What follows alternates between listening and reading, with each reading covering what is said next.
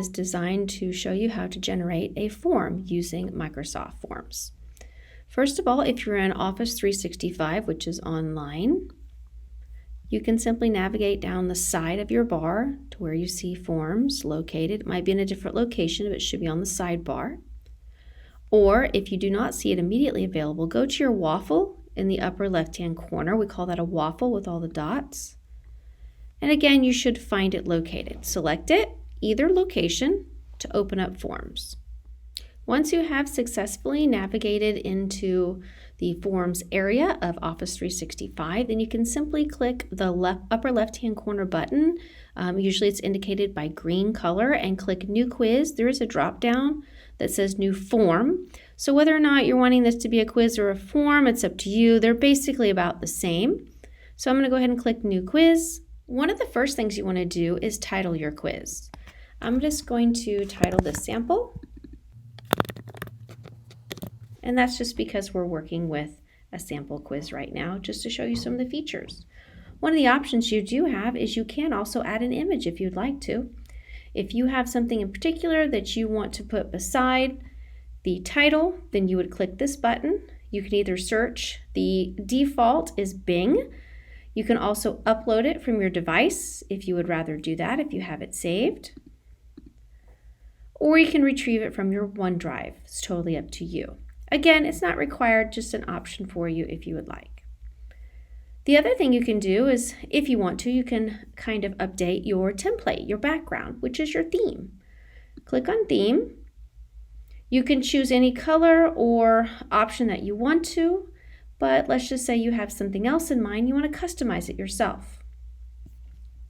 Okay, once you click on Add New, you have several choices. You can put in multiple choice, free response, rating, where they actually rank things. That might be neat in case you are doing some sort of self-reflective evaluation. That would be cool to do. And then we also have date, when students have to reply with a date of certain type, whether it be a question or maybe a project that you're working on. And then there is a drop down where you also have the option of insert a ranking style question as well as a Likert, which is, as you can see when I move out to the side, that's more like a table style format where they have to select more than one or maybe one in each area, but you do rows and columns as well. And you can also upload your own file if you want to as well, meaning you could have your own test questions on like a PDF file, and you can upload those as a picture and students can respond to those. Let's start with multiple choice just to keep it pretty basic and simple. You'll see the question pops up, number 1. The part that is automatically formatted in blue, you can simply type in your first question, meaning, I'll just do a sample. Okay, the default is set up for 2 responses, but if you want to add more, you can simply just go ahead and click return if you want to, and another option will pop up, or you could click the add option button as well.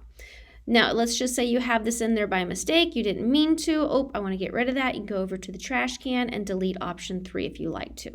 Don't forget to go ahead and select which answer is correct by simply checking the check mark box. And then you can provide a comment, meaning display a message to respondents who select this answer.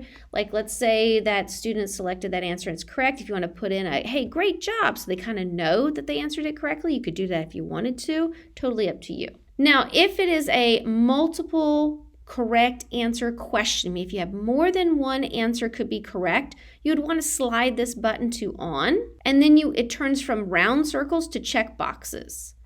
And then you mark more than the one correct, so students know. Now, again, this lets students know that, hey, there's more than one option available that will be correct.